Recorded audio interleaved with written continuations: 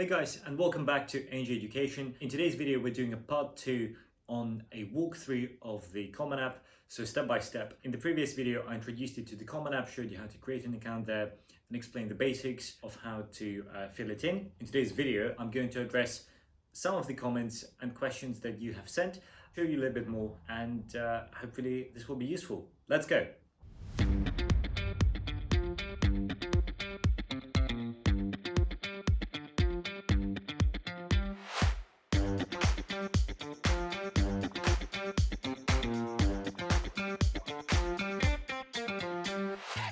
Okay, so we have a comment from Jasmana Singh who asked about the honor system and how to display it on your Common App. Jasmana also asked about how to best make full use of the additional information section. Now, it can be a little bit confusing, and there are actually several parts in the Common App that she or he are potentially talking about. So I'm just going to walk you through them right now, and hopefully this answers the question.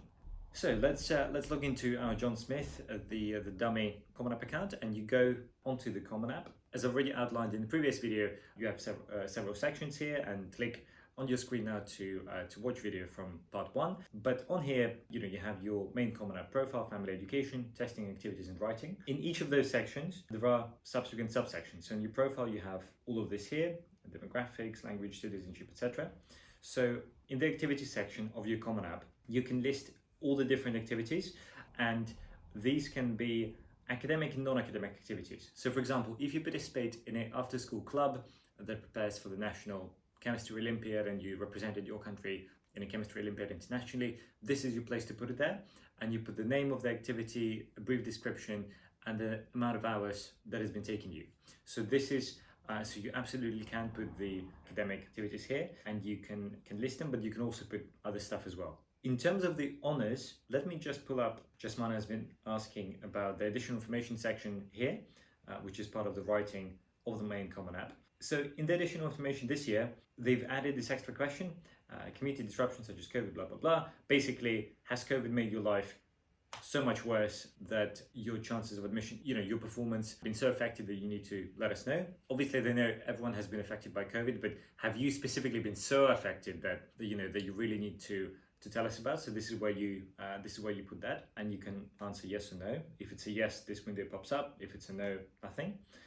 And the traditional question that they have every year anyway, which is, do you wish to provide details of circumstances or qualifications not reflected in the application? So this is a perfect opportunity. If you haven't already told the university about this in your essays, this is the opportunity to say, listen, I've had this family tragedy, or I've had XYZ happened. So we've had students who've sadly lost one of their parents halfway through their school year, final school year. We've had students who've had some other misfortune, ill health, other things that sadly have happened. And so this is an opportunity for you to list that. Now, if you do this right, it will be more powerful if your school counsellor will also make a reference to it in their counsellor's report, because you need, for majority of universities, you need at least one counsellor and at least one referee. Most universities ask for 2 referees, 2 teacher references, but everybody needs a counsellor's report. So it would make sense if you indeed have been so affected that the counsellor's report will reflect that. And where you go to add the counsellor is here. So you go to my colleges. Okay, so first of all, we need to add some colleges on the list, which I haven't done yet. So let's go to college search. Let's say you want to apply to, what's a decent one in America? Let's say Princeton. Okay, Princeton will do. So we've added Princeton. So now when you click on my colleges, we have on the left here in this column, we have the universities that you have picked to apply to. And when you click on it, you have several sections. So you have the application section, and you have the writing supplement section. Now you need to go to the application section and go to recommend this in FERPA. You need to add information about your high school. Once you add the information about your high school, then you'll have a section to assign a counsellor and assign 2 referees, 2 or 1 referees, and this is what you do. But we're going to come back to it later in the 3rd section, part 3 of this video, when we come to it. So I hope that answers your question. Hey guys, so let's get stuck in, and in this part 2 of this Common App video, we're going to be talking about how to pick the right Common App prompt. So if we go to the Common App, and we went through some of the other sections in the previous video, but let's go to writing. And when you go to writing, so far, by the way, you see Princeton here, that's because the one university is an example we've picked here so far. but every single one of your universities requires an essay, right? And you do one essay of up to 650 words, between 250 and 650. Generally speaking, it shouldn't be shorter than 450. Ideal length around 550, 600 is a good length. And you have 7 prompts that you can pick from. So it says, the essay demonstrates your ability to write clearly and concisely on a selected topic and helps you distinguish yourself in your own voice, blah, blah, blah, blah, blah. And there are 7 prompts here. So you can see them clearly on your screen. Now, picking the prompt is probably one of the most important things you can do, because if you pick the prompt right and you have a great story to tell in your own voice, that will make your application super powerful, that will make your application stronger, and that will significantly boost your chances.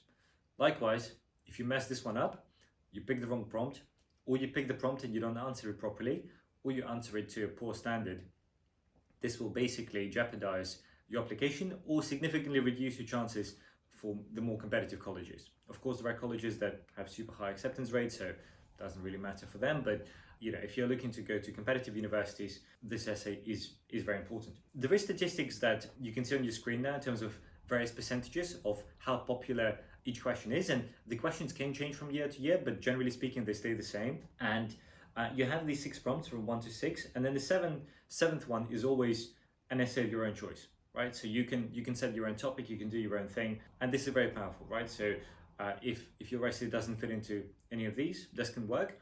However, generally our students, age education students, find that it's better to answer a specific question just because it gives a bit more focus and you're not second guessing yourself, and it's a bit more straightforward.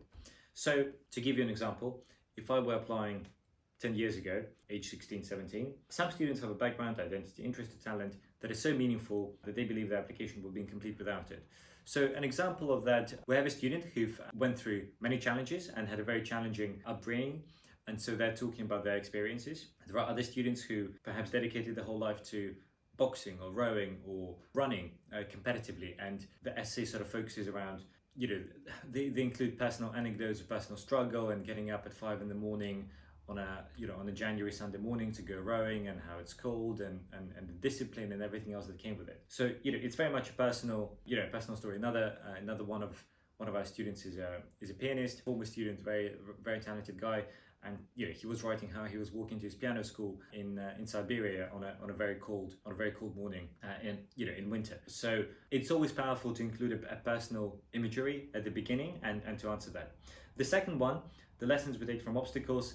So a very typical one, I was trying this, there was a major failure, and this is how I picked myself up and how I went from that failure, right? So I lost a competition, something bad happened, I completely cocked something up, I made a bad decision. One of our students made a major mistake, a bad decision, and instead of hiding it in their application, they turned that problem into an advantage, and they focused their whole application around that one mistake, that bad decision that they've made, and how they've learned from it and how they'll never do it again. Again, owning your mistakes, again, can be a super powerful story. Reflect on a time when you challenged or questioned a belief or idea. What prompted your thinking? Okay, maybe you see that you identify in your city there is an issue with drinking water, or maybe there are some refugees in the area where you are, and you decided, you saw that they have no legal representation, so you started a community organization that provided legal representation to them. Or maybe you are helping with COVID vaccinations right now and have set up an organization that's helping to screen who are the vulnerable in the community, who should be first on the priority list, and then you telephone them, help them drive them to the hospital to receive vaccine, whatever it may be, right? But there is a problem and you did something about it. Or this can be more philosophical, so this can be something like, my father is a bit, or my mother is a bigot, hates gay people, hates people of color, and this is the kind of community I grew up in, and now that I'm a young person, I realized that this is wrong, and I confronted my parents, and we had a big argument about it, but I know I've done the right thing. Again, I'm super simplifying this, but these are some of the examples that people can put there, the kind of stories. Describe a problem you've solved or a problem you would like to solve. Again, this can be, I would like to bring world peace, although I'm not a massive fan of those, because it always demonstrates a degree of maturity when you understand the limits of your own power and you can tackle a problem that's ambitious but that's realistic for you to achieve. So eradicating world hunger, unfortunately very few of us can achieve this, but helping a group of people in my community and making a significant, non-negligent, positive impact on their life, that's much more realistic. So you don't need to write about world peace and curing malaria, you can do small meaningful things and write about them that also matter. Discuss an accomplishment, event, realization. Again, this can be anything: winning, losing, good or bad, just something that sparked your thinking and what that made you think, right? Describe a topic, idea, concept. So this can be if you're a bit nerdy and you love literature, you love maths, you love something, and all you can think about it is that, and you can write passionately about that topic, that's fine. So this students applying to the UK will find this question gels quite well with them because they can describe their academic interests. Although, a warning, be careful, this is not a personal statement, and do not copy and paste your personal statement for the UK into here because this is generally a bad idea, but you get the drift. And lastly, the 7th prompt, again, you get the most flexibility there, so there are quite a few, literally anything you can pick, as long as it's personal, as long as it's in your own voice, and as long as it's answering the question. So if you do set your own prompt, make sure to set the prompt and then answer it, right? Don't just answer a combination of different prompts, because they're also judging you. As it says here, demonstrates your ability to write clearly and concisely on a selected topic. So they're also judging your grammar and spelling and how concise you're able to write. So be aware of that. Anyways, guys, once you've done this essay, with this is kind of the major piece of work, and our students, we spent 4, 5, 6 months just brainstorming and planning the essay. The writing is easy, the planning and the strategy, that's much more difficult. So if you can crack that, and if you can start early, you're way ahead of the curve. And then the good news is many colleges in America only require this essay. So unless you're applying to some of the most selective universities in America, you're done, and you can basically just apply with this. Now, majority of our students apply to some Ivy League schools in the top 25, and virtually all of them require extra essays, and that ranges from anywhere from 1 essay to seven essays, and we'll touch on that in the next video on supplementals component of the Common App. But you don't have to, and you can apply just to schools that just accept the Common App and still get in and still go to a good school. So kind of horses for courses, and you can definitely just do that. Hope this was useful. Keep an eye on version 3 of this video, which will be on the supplements components of Common App and how to tackle them and what to do there. And guys, if you're applying for university in the near future, or you're interested in tips on education, do subscribe to our YouTube channel and check us out on Instagram and TikTok, where we share regular content for latest admissions tricks, tips, and information on how you can improve your application. Best of luck, and take care.